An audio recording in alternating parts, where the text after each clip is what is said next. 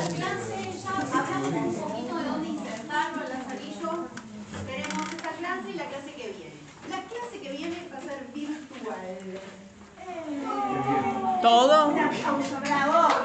¿Tienen 5 semanas sin la otra clase? Sí. Bueno, Tenemos día libre el miércoles. sí, día libre. Les voy a mandar algo que ustedes vean, escuchen, en casa, dancen y demás, ¿sí? Ya, no voy a ir. Lo siento que no hacen nada. Lo siento que no hacen la casa. Se queda todo así. No, pero estuvo buena la clase de la ¿Les sirvió ese modelo de clase PowerPoint muy pedestre con audios insertos? ¿Sirven? Sí. Bueno, entonces hacemos algo parecido. Para la semana que viene lo que vamos a tener es seguramente algo de la bibliografía que nos quede de Lazarillo y ya podemos empezar a plantear algunas cosas sobre el Quijote. Si quieren incluso les puedo mandar alguna peliculita para ver sobre el Quijote. Hay varias, ninguna es 100% una bien, pero por ahí si les interesa, pues bien. Bueno, eso, para que sepan cualquier cosa me escriben. Ya la otra semana que nos veamos va a ser con la consigna del parcial. Eso, vayan planteando preguntas o lo que sea. Si tienen para ¿Las consignas las vas a enviar antes? las consignas las voy a traer la semana que viene, no, la otra. Miramos, explicamos de qué se trata, la lógica para los que ya me conocen es como la del parcial de Historia 2 del año pasado. Para los que no desesperen, lo miramos, verificamos y después bien y hacemos. ¿Es individual? No, este es de a dos. ¿Todo el mundo tiene su pareja? Bueno, si no tienen, hagan match, hagan Tinder de académico. Si no, me avisan a mí que yo soy una pésima celestina y voy a buscar la unión más deforme que se pueda hacer. Y es que recién había planteado cómo vamos a hacer para el parcial. El aula del segundo ciclo, ¿no? Sí, Está vacía. está vacía hasta ahora. Al menos lo que vengo viendo esta semana. Podríamos repartirnos de invitados. Yo creo que podría ser, voy a ver con cada para ver si justo ese día está vacía y podemos repartirnos nosotras, una se queda en una hora, otra va a la otra. Y después intercambiamos. Claro. ¿No? Como para ver. Me preguntan algo que yo no sé, corro. No, para que no se copie. ¿Qué hora es? ¿Cómo sería eso? ¿Cuánto pasa? ¿Cómo sería copiarse? Es con materiales que se copia, la verdad.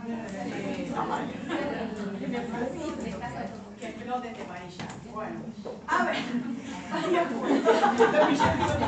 Es lo que yo digo por lo bajo cada vez que salgo. Yo también. ¿Cuándo nos coloniza alguna raza alienígena? Alguna inteligencia superior, por lo menos. Ya que las semanas no vayan. Bueno, Estás pidiendo mucho. estoy pidiendo demasiado. Bien, vamos. Ustedes se acuerdan que habían visto conmigo un cuadro que hacía una distribución de que es de cómo se trataban los géneros en la prosa en el siglo de oro, el siglo XVI, siglo XVII, ¿verdad? ¿Se acuerdan? Vimos narrativas que eran idealizantes y narrativas no idealizantes. Y las idealizantes las pensamos siempre como tradiciones mucho más extensas que en general provienen de formas del relato medieval. La maravilla medieval, muchas veces con cierta por ahí se acordarán de la historia 1. Sí, la maravilla medieval, que puede ser maravilla cristiana, puede ser maravilla pagana, la vía Biblia. Todo eso todavía está funcionando ahí. Pero sí es importante que sepan que este texto que ustedes van a leer ahora o que ya están leyendo, que ya están leyendo, corresponde a una forma nueva de trabajar con la narrativa, que es, para no usar el término realista, que es anacrónico, podemos decir no idealizante. Con todas las particularidades que tiene en un sistema de géneros que no piensa la idea de lo real como algo muy acotado, un verosímil de lo posible física y químicamente, ¿no? Algo mucho más amplio. En el siglo de oro todavía es esperable que aparezca un santo, por ejemplo.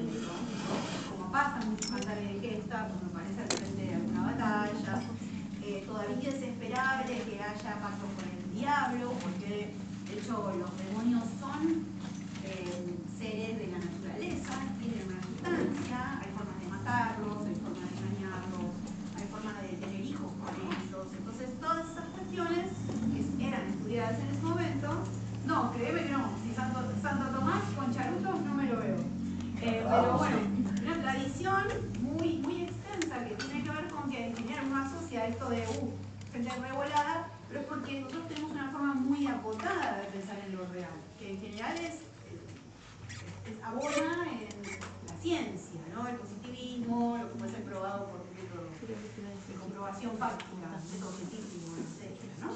Bueno, las formas epistemológicas de un siglo XVI, XVII todavía son más amplias, ¿no? Entonces, esas formas de narrativas y más de sujetos caídos de alguna forma es más novedosa. Pero también quiero hacer una aclaración general que es la siguiente. Y acá vamos a volver a Aristóteles, no se puede escapar nunca de él. Y a la poética de Aristóteles. No sé cuánto habrán leído ustedes de la poética, poco. Pero si ustedes tratan de recordar un poco de lo que se haya hablado sobre poética aristotélica, la prosa no es un género que aparezca ahí. Entonces, también hay un problema grande para nosotros cuando estudiamos prosa del siglo de oro, siglo XVI, XVII, y anterior obviamente, y es que no tenemos preceptiva para ese tipo de textos. No es un género consolidado. O sea, no se escribe siguiendo los postulados teóricos de nadie. La poesía sí, tiene a Aristóteles que plantea que es la lírica, lo deja medio en el vacío, pero habla de la epopeya, ¿no? De la poesía de héroes. Y ahí deviene esta idea de que el estilo elevado siempre trata sobre materia épica, ¿no? También trata sobre las formas del género dramático, porque Sófocles es su ejemplo, ¿se acuerdan? La de Edipo todo el tiempo, de la catarsis, de las unidades aristotélicas, acción, tiempo, lugar, ¿recuerdan? Bien, todo eso tenía su sustrato teórico, su modelo, ¿sí? Lo que se llama preceptiva, pero la narrativa no tiene. Es un género que se va a ir consolidando con la modernidad justamente. Entonces tienen ahí esos autores una cierta libertad, pero al mismo tiempo carecen de modelos a seguir. Y esos modelos son los que prestigian la tradición. Por lo tanto, la narrativa y la lírica, o sea, la poesía del corte romántico, son formas de la poesía y de la narración que se están haciendo en el momento sin ningún tipo de guía teórica. ¿Se entiende esto que estoy diciendo? Ustedes dicen, ¿qué importa? Escribimos. Bueno, pero porque ustedes son re posmodernos, pero en general todo el mundo vive inserto en una tradición. Cuando estoy escribiendo algo, ¿qué estoy haciendo? Si no está Aristóteles detrás, que es una autoridad, bueno, ahí hay una innovación que es medio un salto al vacío.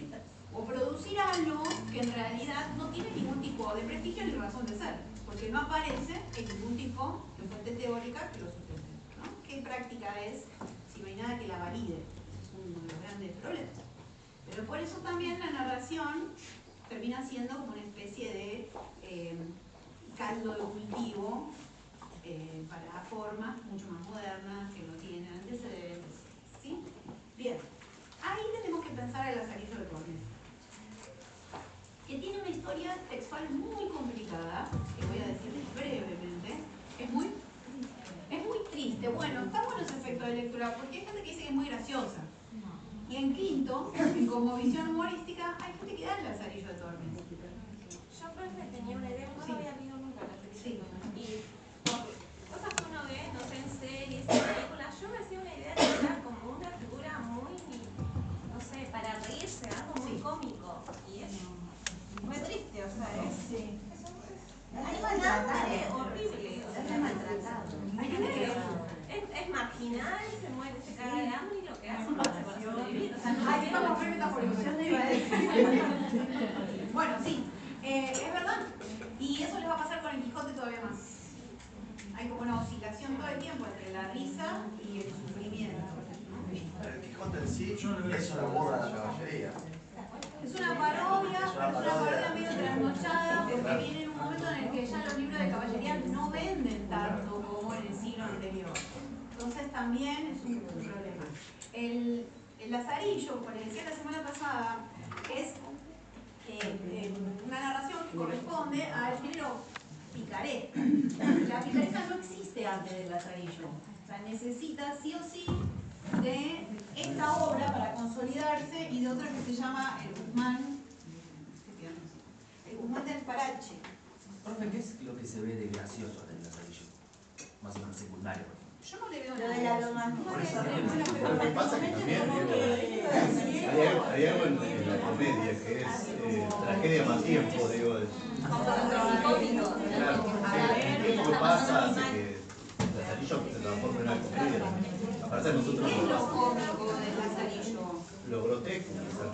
Bueno, hay cierta Famosos deformación. viejos chistes en los que había una línea en construcción que estaba a punto de morir y lo miraba en el cine, claro. no sé, una cosa así. Sí, bueno, pasó la nona por acá, digo, hay una construcción también, hay un estilo ideario.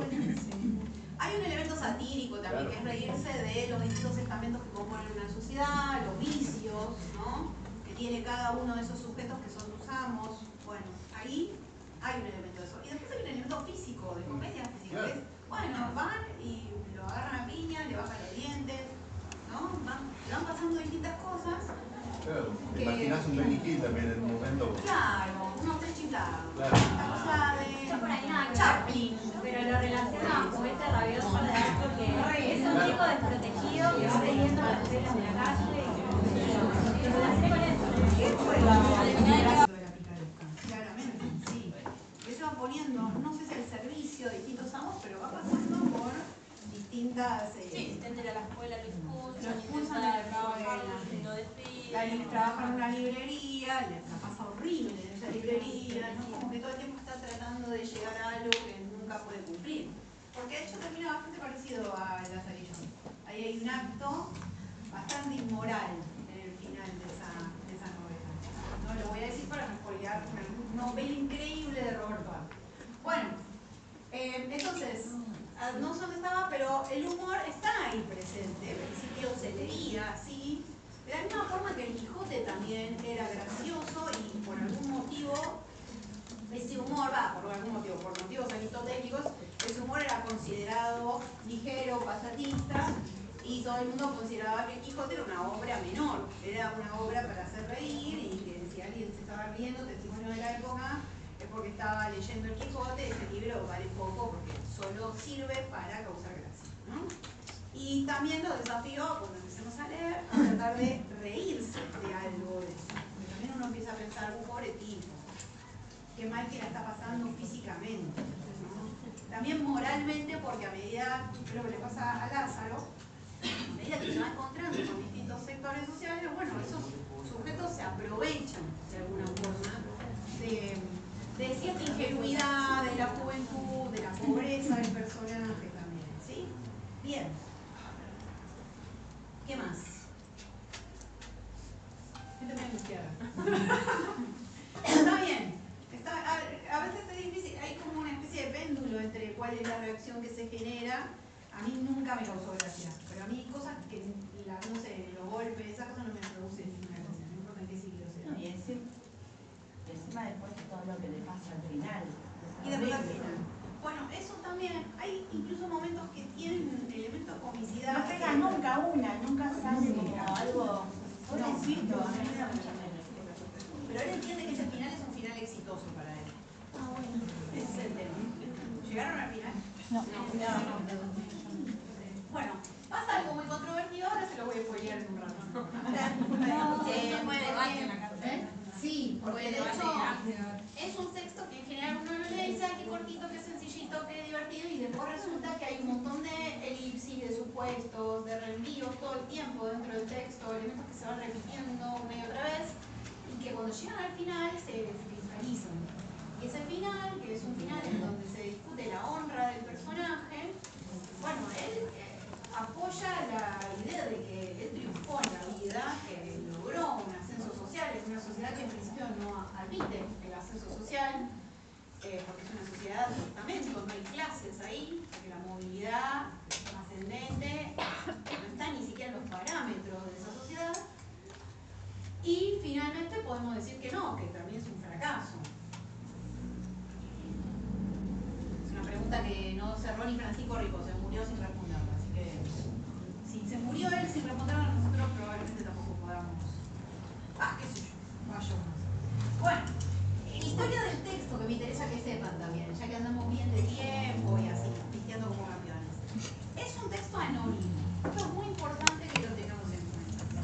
Si encuentran libros, ediciones, que digan el nombre de, no sé, el nombre del autor, bueno, ahí es un descuido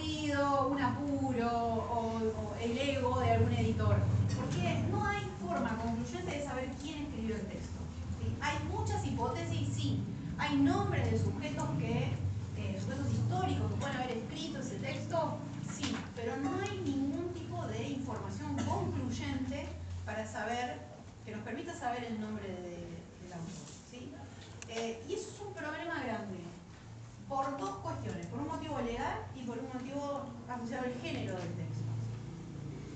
Primero y principal, en el siglo XVI los libros en España no podían circular anónimos. No hay forma. ¿Por qué? Porque para poder imprimirse era necesario hacer un trámite ante la corona, pedir lo que se llama un privilegio real. Privilegio real, si ustedes tienen una edición buena, o si se fijan en la que yo les dejé escaneada, van a ver que es un texto burocrático, siempre escrito más o menos de la misma forma, que dice: yo, el rey, habiendo visto este texto en el original y viendo que no contradice a ninguna norma de la ley o de la moral de esta comunidad, apruebo su impresión por un lapso de no sé cuántos años, hasta 10 años. Eso explica por qué es anónimo. El tema es que la premática o la pragmática de los libros, que era la ley, que ya existía desde los Reyes Católicos, prohíbe la circulación de libros anónimos. Si el libro no tiene un autor, no puede circular. Pero, profe, Sí. tenía entendido que no se publicó en España. Bueno, y ¿Se ahí, publicó en otros países? ahí viene el otro problema. En realidad se publicó en 4 lugares distintos. Porque en Madrid estuvo prohibido. Uno es una ciudad que se llama Medina del Campo. Después en Amberes. Después en Burgos. Y en Alcalá, que es la ciudad de Cervantes. O sea, 2 lugares alrededor de Madrid, o un poco más lejos, Amberes, pero en donde se pudo hacer circular igual el texto, a pesar de que las leyes de ese momento restringían su circulación. Por eso, pero al ser anónimo también tenía el beneficio de que no te iban a perseguir el que te escribió, a eso me refiero. Claro, pero el tema es que al ser anónimo ya por una cuestión legal no iba a poder circular. Claro, pero Y eso circuló igual. dentro de lo que era Madrid, ¿no? Estamos hablando. Sí, en realidad es la ley. Pensemos que la corona española tiene su sede en Madrid, en Toledo también, porque es itinerante, pero en principio se va replicando. Lo que termina ocurriendo es que hay una suerte de circulación paralela de estos textos en otras partes. Y esos 4 textos, esas 4 ciudades, editan con variantes el texto. Así, al estilo medieval, esa es la parte también complicada. Que en realidad no reproducen el mismo texto.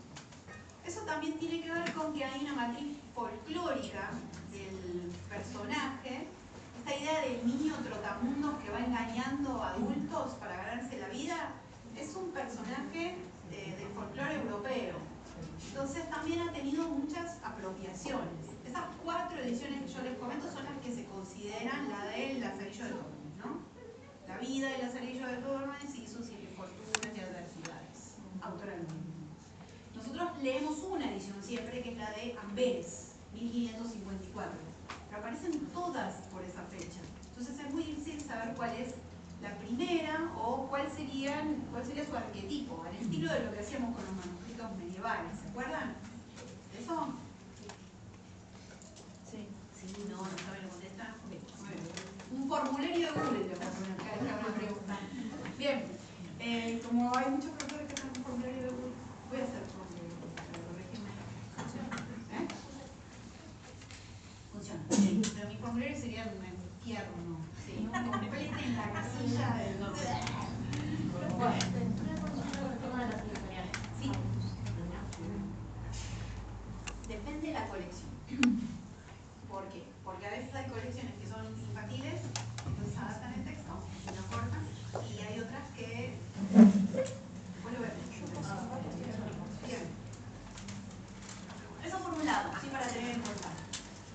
Otra cuestión que también es importante sobre la historia material de este texto, uno dice, bueno, ya es un texto de la era de la imprenta, entonces ya no me preocupo más si tiene variantes, cómo circuló. Bueno, fíjense que en el siglo XVI todavía sigue habiendo problemas asociados a la materialidad del texto, no de la misma forma en la que ocurría en la Edad Media, pero todavía siguen impactando en la recepción, ¿sí?, del texto. La otra cuestión tiene que ver con que este texto, por circular de forma anónima, evidentemente, como dice allá el compañero hizo, o sea, el texto es un texto muy corrosivo para esa época, tiene un valor de denuncia importante. Obviamente que lo escribió, lo hizo circular anónimo porque no hay forma de que no lo vayan a buscar, lo detengan, le confisquen los libros, lo manden a la Inquisición. Todas esas cuestiones ya iban a pasar si está identificado con un nombre. Por la forma en la que el texto está escrito, es muy probable que haya sido un autor que pertenece a la nobleza. Y los nombres que se barajan son de familias muy importantes, muy cercanas al rey incluso. Pero bueno, ese texto de todas formas se mantiene anónimo. Ese anonimato y ese poder corrosivo obviamente le va a traer problemas de todas formas al texto, porque la Inquisición lo va a incluir en su índice de libros expurgados, el famoso índex de la Inquisición. Y lo que va a hacer es eliminar sobre todo la segunda mitad. Vemos que tiene 7 tratados, ¿no? Hay un tratado que es importantísimo porque hay elementos que van de un lado, van hacia atrás y hacia adelante en el texto. ¿Cuál les parece que es? Acá hay una estructura, pero a veces uno lo lee solo y dice, ah, este libro, qué simpático, qué chiquito, qué divertido. O no, qué angustiante. Pero hay un mecanismo de relojería en cómo está construido, cómo está enhebrado. Así. Hay un centro neurálgico de los problemas. Ustedes decían, pasa hambre, ¿no? Sufre profundamente y aparte va escalando en ese sufrimiento. Entonces hay un momento en el que desciende un poco y se empieza a sentar en una vida que para él es honrosa, ¿no? ¿Cuál les parece que es el punto climático, el centro, el corazón semántico de esta obra?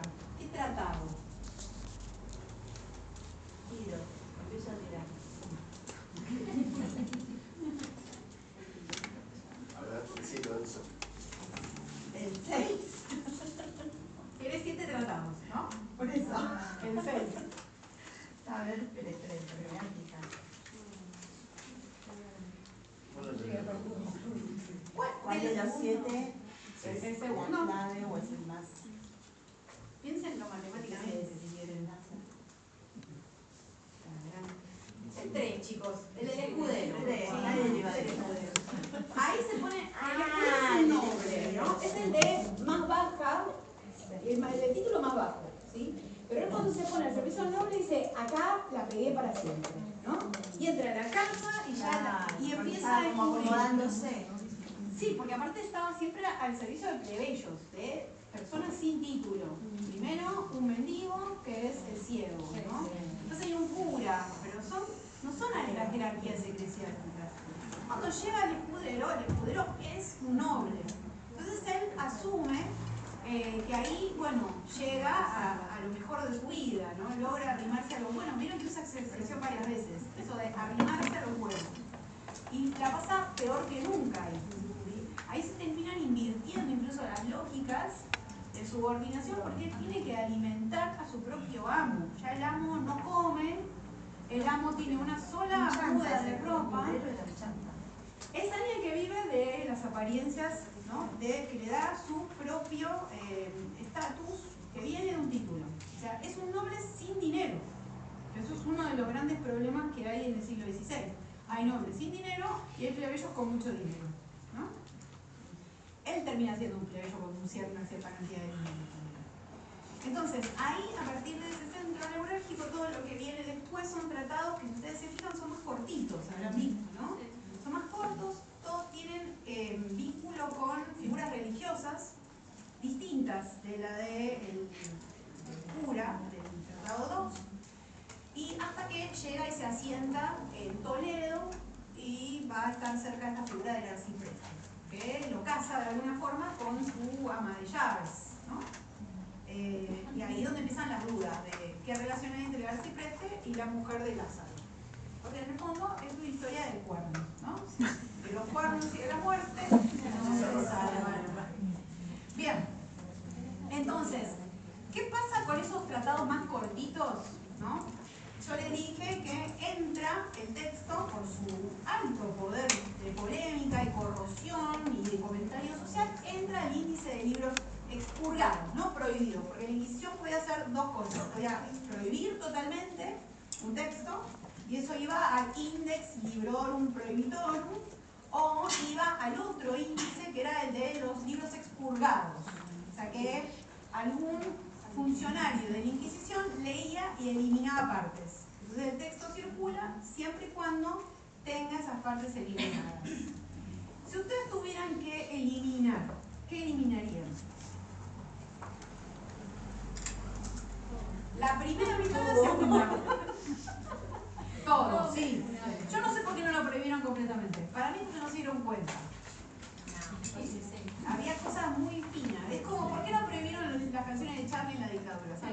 Yo eliminaría la parte del principio. Porque había demasiada... Lo del principio cuando cuenta su familia, eso lo eliminaría porque me da el indicio de que, bueno, tenía la esperanza de que, bueno, iba a ascender y iba a lograr lo que otros... Pero yo eliminaría eso. Okay. No me modificaron. Para el ¿Me judío modificó también, no? por ahí, porque habla también como esto de la honra. Okay. Sí, es un temón. ¿Se acuerdan que la honra ya habíamos hablado con el CID? Bueno. No, lo que van a eliminar son los tratados 4, 5 y 6. Ah, lo de medio. Los van a expurgar. Pero habrán visto que algunos son muy chiquitos además. Está el maestro de pintar panderos en esa segunda mitad. Está el fraile de la Merced. El del fraile de la Merced es un tratado brevísimo. Y si ustedes se fijan, la primera mitad, lo que sería los tratados 1, 2 y 3, ahí hay un desarrollo muy minucioso de cuál es la infancia de Lázaro, ¿no? De la vida de Lazarillo. A veces decimos Lázaro y Lazarillo. Lazarillo es el que vive los hechos, Lázaro es el que los cuenta. Ese es otro de los grandes problemas de la historia. Hay alguien revisitando su vida de adulto y hay formas de ver esos hechos de la infancia que están teñidos de valores del Lázaro adulto, ¿no? Pero en principio hay un desarrollo muy profuso de datos en esos primeros tratados y los últimos son más breves. ¿Por qué van a los últimos que son más breves?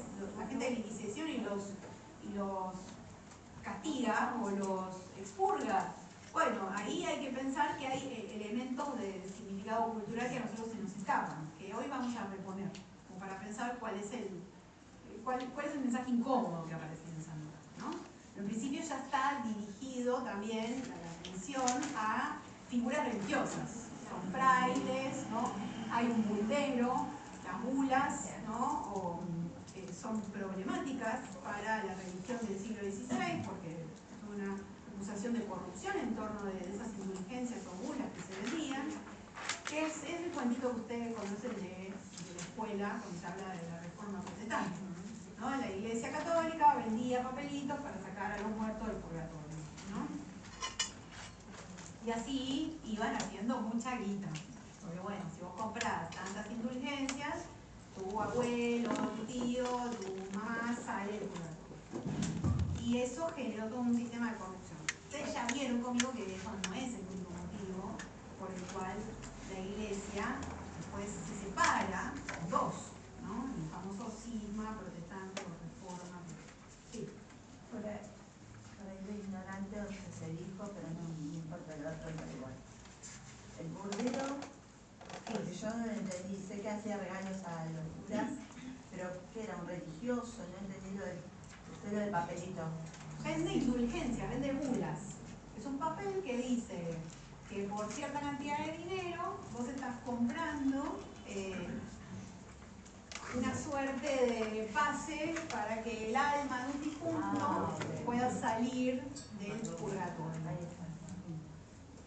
Ahora ustedes me miran con cara de qué estafa, es como el cuento del tío, es como 9 reinas en el portero. Bueno, pero piensen La que iglesia está construida de esa manera. no, todas las instituciones están construidas de esa manera. Piensen que ustedes caen en otras estafas. Claro. Y no Pero vas a la iglesia No me vas a decir que tú todas compraste las la familias ricas iban poniendo plata para comprar indulgencias, era todo para eso. sí, en principio sí, lo que se monta es una red de corrupción, ¿no? Fuese de madrogo. Ustedes habrán caído en algún telar de la abundancia o alguna cosa de esas que también están imbuidas de ciertos valores que nuestra sociedad considera bueno, que son para seguir, digamos, por lo menos, ¿no? ¿Eh? Sí, Herbalife.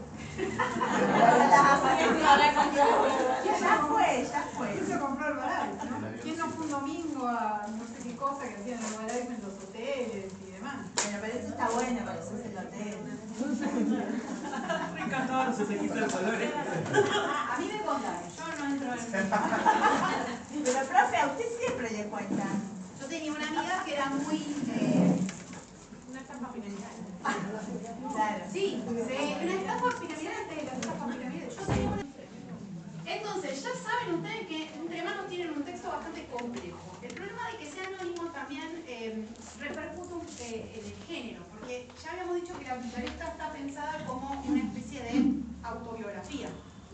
Entonces, ese carácter autobiográfico, aunque sea de forma ficcional, necesita anclarse en un autor o en un nombre.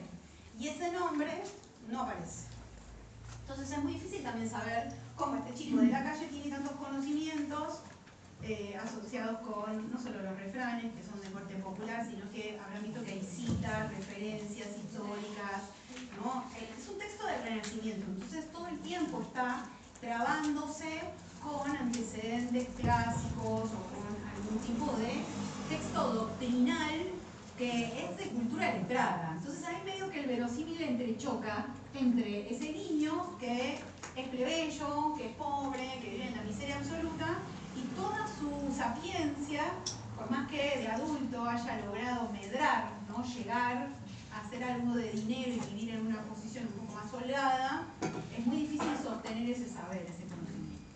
Cuestión que ayuda también a abonar esa hipótesis de que ha sido un noble probablemente que haya escrito, ¿no? Bien, ese texto, el Lazarillo, sin los tratados 4 y 5, que están expurgados por la Inquisición, circuló así, amputado, hasta el siglo XX.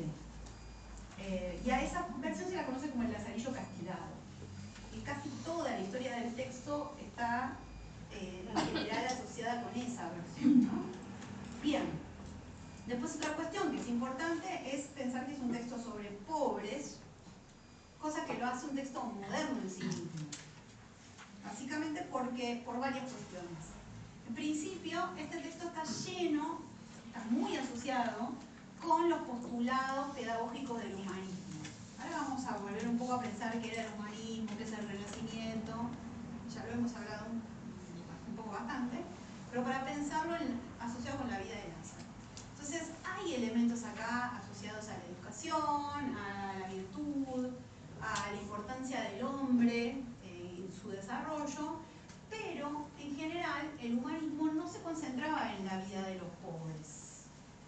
La cultura humanista es una cultura letrada, es una cultura de élite. Entonces, los pobres representan una materia baja del tratado. Y aparte, está muy asociada con la experiencia de lo trivial, ¿no? Él piensa en qué va a comer, cómo se va a vestir, ¿no? Cómo va a engañar a su amo. Eso en realidad es novedoso verlo en un texto muy humanista. Después hay otro problema, que es el siguiente. No sé si lo han pensado ustedes alguna vez. Por ahí en Historia 2 conmigo sí. Pero, ¿para quién está escrita la literatura y a quién construye simbólicamente la literatura? O sea, hasta la llegada del Lazarillo, los pobres no aparecen en los textos, ¿no? Que era solo comedia. En la comedia, los esclavos, las prostitutas, el viejo verde, toda esa gente aparece ahí, ¿no? Como el sistema de la comedia. El aldeano, el rústico, bueno. Pero en general, la literatura siempre ha tenido como materia privilegiada los sectores privilegiados. Entonces la idea de que un personaje que está asumido en la más absoluta pobreza, que vive en la calle, que está todo el tipo de servicio de sus amos, que fue expulsado por su familia, tenga esa centralidad en un texto, nos habla de un gesto moderno. Ahí se está rompiendo con una representación de lo real, y por eso muchas veces se cree que este texto es realista. ¿Sí? Podríamos decir que es un antecedente del realismo, sí, si quieren, pero recordemos, Historia 2, que no podemos tener una representación de lo real, realista, hasta que lleguemos a un sistema burgués, donde burguesía y realismo se retroalimenten. Hay una puerta que se abre hacia otras formas de representar, ¿no? Y obviamente con esto también viene su elemento crítico, que es representar todo aquello que el poder no quiere ver. Un texto bastante incómodo en ese sentido. Después, en cuanto a lo humanista, pensemos en grandes humanistas que conozcamos. Éramos de Rotterdam. François Rabelais. Juan Luis Vives, Tomás Moro, Martín Lutero, Elio Antonio de Nebrija. Todos ellos habían escrito algún tipo de obra, que eran tratados, en donde desarrollaban las virtudes del humanismo como un sistema pedagógico. La idea de aprender el conocimiento al hombre lo habilita a acceder a la virtud. La virtud pensada como un equilibrio entre lo físico y lo moral, lo espiritual, ¿no? Esta idea de que el hombre es un pequeño Dios, porque es, de alguna forma por analogía o correspondencia, ese microcosmos, ¿recuerdan? De un macrocosmos. ¿Cómo los machaqué con eso? Okay. Ella tiene un momento que es como el paso de comedia. Acá hay un par de cuestiones, que son las siguientes. El humanismo sostenía que el hombre puede alcanzar esa virtud por medio del esfuerzo de estudiar, de aprender. ¿Qué tenía que estudiar, aprender cualquier cosa? No. ¿Recuerdan los estudios humanitarios? Bueno, el trivium, el quadrivium, y en el trivium está la gramática, la retórica, la dialéctica, ¿no? Que todo el mundo tiene que, de alguna forma, acá, ¿hay un proceso pedagógico? ¿Hay aprendizaje? ¿Lazarillo aprende algo? Aprende a sobrevivir. Aprende a sobrevivir. Aprende a sobrevivir. Sí. ¿Arma su estrategia? Sí. Y esas estrategias como que se adaptan a la persona con la que está. A la persona, y se puede decir que la persona como representante más o menos un poco del estrato social al que está, digamos. Entonces sí hay un proceso de aprendizaje, ¿no? Estamos en el Renacimiento y el humanismo todavía acá sigue siendo importante en términos ideológicos, ¿no? Ya cuando lleguemos al siglo XVII las cosas van a cambiar mucho porque ahí ya estamos en el barroco, recuerdan, ¿no? Que hacemos esa oscilación entre Renacimiento y barroco mientras estemos en el siglo XX. Bueno, acá hay un proceso de aprendizaje. Pero la pregunta es esta, ¿alcanza la virtud? Porque los humanistas lo que dicen es que el sujeto tiene dos posibilidades cuando se enfrenta a la búsqueda de la virtud. Bueno, puede esforzarse y alcanzar ese saber, y el saber también es el bien. Es una idea bastante platónica o neoplatónica, el que conoce la verdad es bueno, ¿no? Lo bueno es bello, es la verdad, y así, ¿no? Alegoría de la caverna, ¿se acuerdan? Todo va por ese lado. Y alguien que persevera en la ignorancia y puede llegar a caer en la maldad, ¿no? También es una idea también cristiana. El mal es ausencia de bien, ¿no? Entonces, muchas veces el mal está asociado a el no saber, a la ignorancia. Bien. Entonces hay una asociación entre virtud y conocimiento. Él produce un conocimiento. ¿Pero es virtuoso?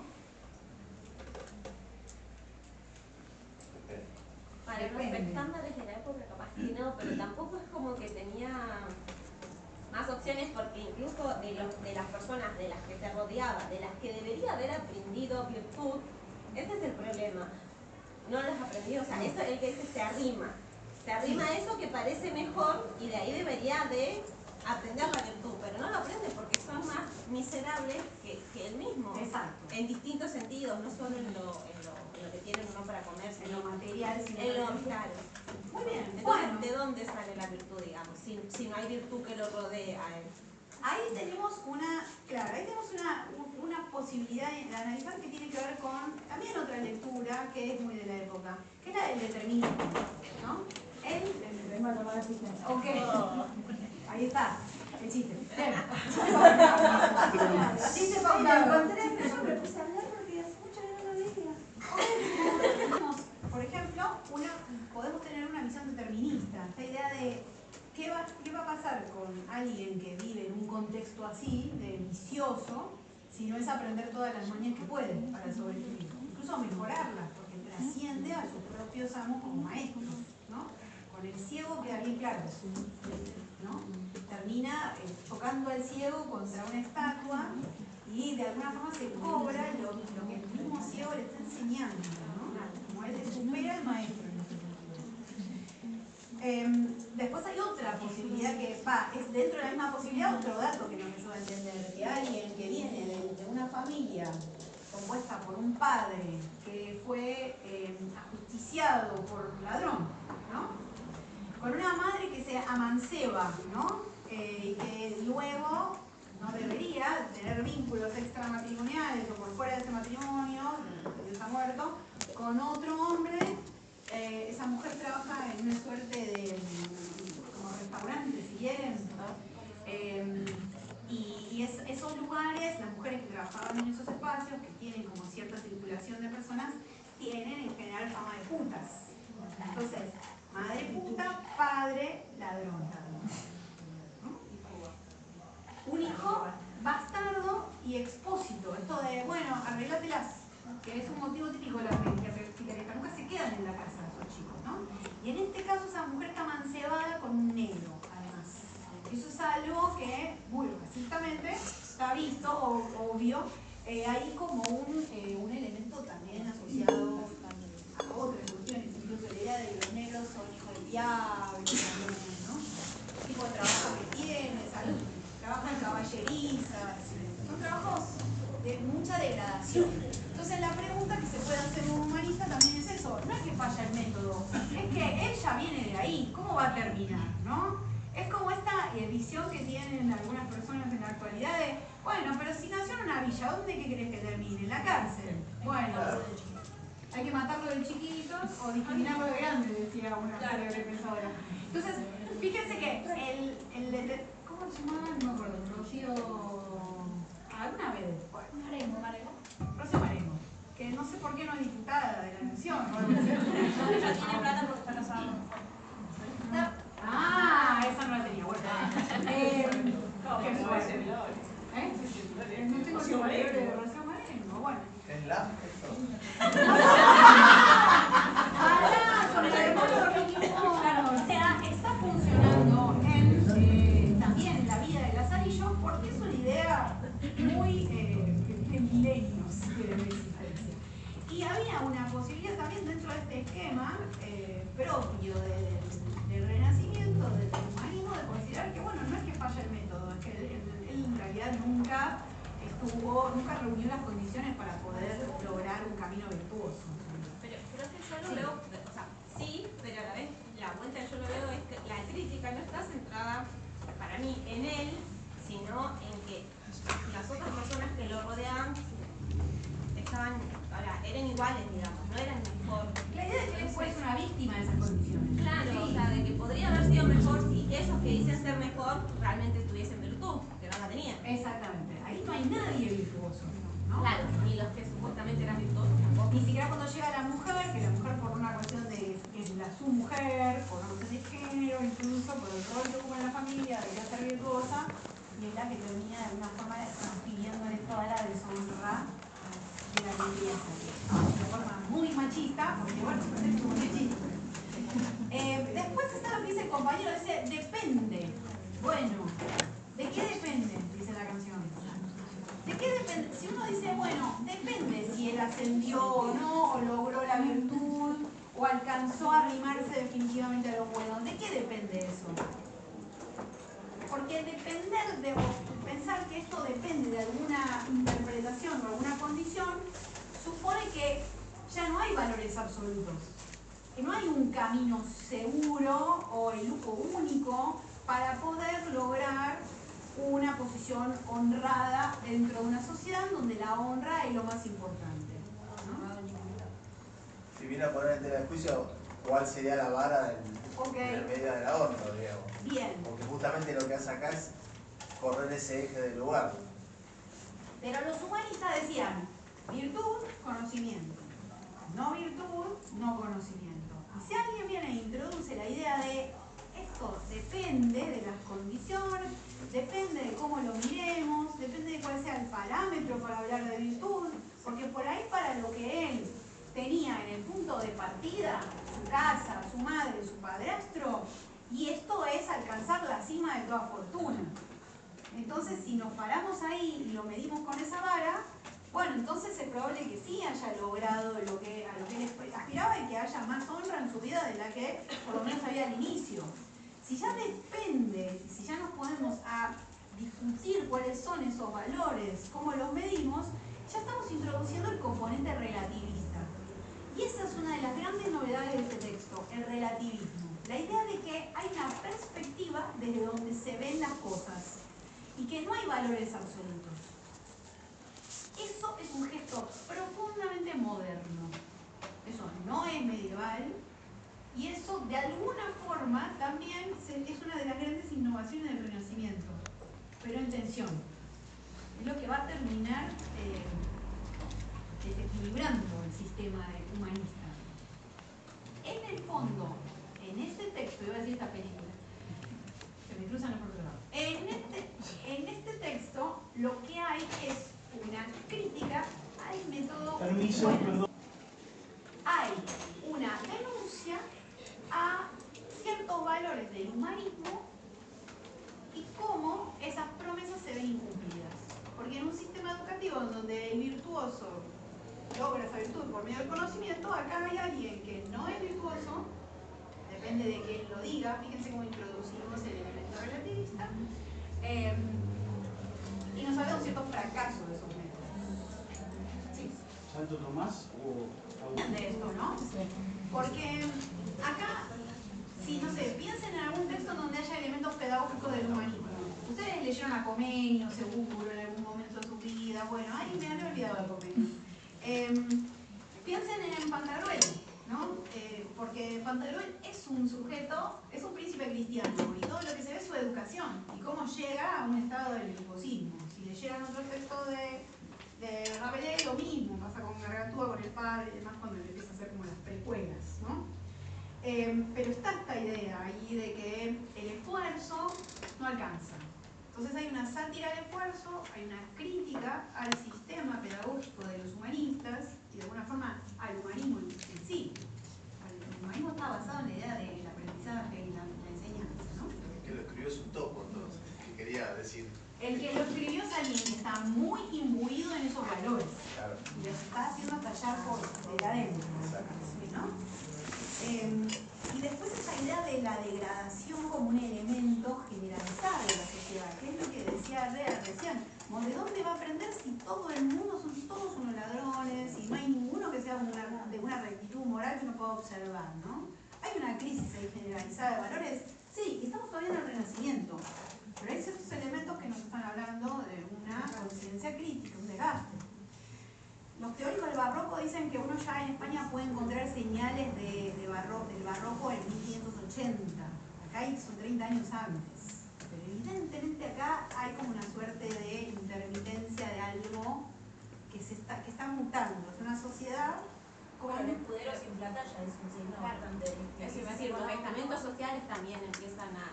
Nobleza sin plata y plebeyos que comienzan a acumular riqueza, que en su momento en ese siglo acumular riqueza era pecado. Exactamente. Se suponía que también los religiosos tenían que ayudar, que íbamos hablamos de los pobres, y no lo hacían tampoco. No, entonces ahí hay una crítica profunda a la iglesia. Hay gente que dice que esta obra es anticlerical, es difícil de discutir eso. En realidad, fíjense que nunca ataca a ningún escaño de la iglesia muy elevado. No se mete con cuestiones doctrinales, por ejemplo, ¿no? Solamente está haciendo una crítica bastante punzante a los sectores de la iglesia que están más cercanos al pueblo, ¿no? Que son los que más aprovechan todo un sistema asociado con el dinero que pueden obtener, ¿no? Sus relaciones con otras instituciones, como la policía, porque el Buldero tiene vínculos con la policía también, ¿no? Todo eso es como una corrupción más capilar, que es de la calle de todos los días, ¿no? Pero por elevación uno puede suponer que eso se va volviendo cada vez más complejo para arriba, pero no lo hace el texto, ¿no? El texto Habla del arcipreste nada más, ese es el único religioso que tiene un escaño ahí importante, ¿no? Bien. ¿Dónde estaba? No sé. Pero bueno, esta idea de la sociedad respetable, la honra, se mete con valores que son centrales. En el caso, por eso le digo que es central el escudero. El escudero es alguien que representa un estamento al que es deseable mirar como un modelo, y fíjense que es el reverso de todos esos valores.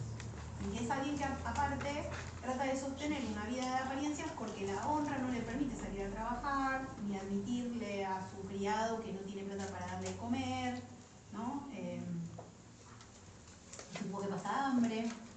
Vamos viendo cómo incluso el mismo Lázaro tiene que ir a funerales para poder comer y a veces ruega. Hay un momento humorístico ahí. Dice, ay, yo, perdón Dios, pero yo quería que se muriera tal enfermo porque con esto yo iba a ir a comer. Se pregunta cuántos mató él. ¿Cuántos mató él? ¿Cuántos mató él?